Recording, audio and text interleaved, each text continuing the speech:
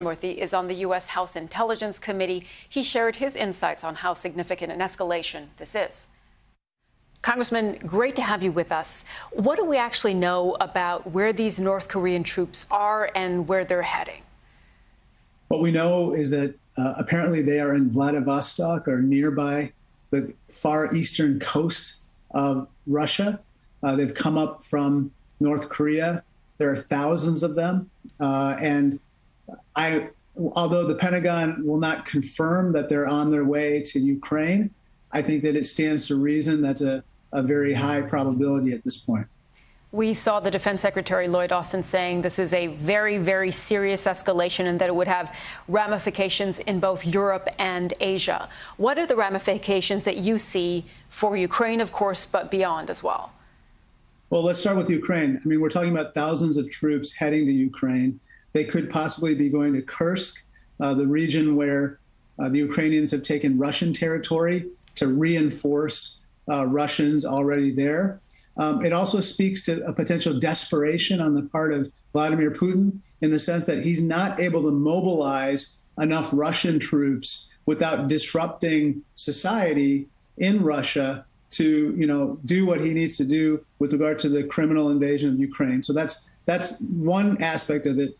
The other part of it is how does this affect Asia and the Korean Peninsula and the U.S. and other regional neighbors?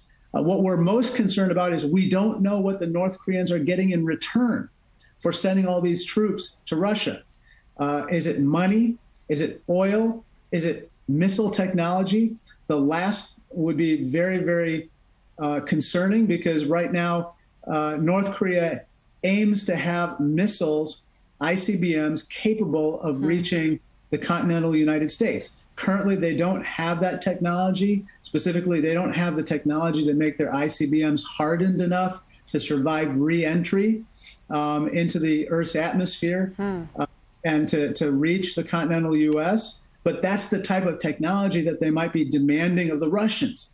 And we don't know how Vladimir Putin would respond. I want to ask you about what we heard from John Kirby, the White House national security spokesperson today. He said if North Korean troops do deploy to Ukraine, they are, quote, fair game. Do you think that means that they are fair game also for Ukrainian troops to use U.S. weapons and into Russian territory? Well, I think the Ukrainians have every right to defend themselves. And so I think that whoever is going to be attacking them will be exposing themselves to whatever weaponry the Ukrainians use to defend themselves. The chairman of the House Intelligence Committee, Mike Turner, he joined us on Monday and he said the Biden administration needs to be much stronger on this. They need to draw a red line to North Korea and to Russia. Do you want to see that from the White House as well? I think that the White House needs to do everything in its power to enlist China in this effort as well, because China has the most leverage with the North Koreans. Why the Chinese would want the North Koreans to potentially have, even greater missile technology to destabilize the region, I'm not sure. In fact, I think it would be the opposite of what they would want. So I think now is the time to enlist the Chinese in an effort to lower the possibility of tensions spiraling out of control. And Congressman, just one more question. This is all coming as we've seen Russia hosting the BRICS summit in Russia with Brazil, China, India on hand represented, showing that Russia is not nearly as isolated as perhaps the West would want. Do you think this has emboldened Russia's Vladimir Putin? I don't think so. I don't think he's doing anything kind of even more than he has before. I think all along he's been acting like a rogue state. Or he's been heading a rogue state. I think that at this point, we need to do everything in our power to, A, help the Ukrainians continue to defend themselves, and then B, like I said, enlist others to rein in North Korea and anybody who would aid the Russians in their war efforts.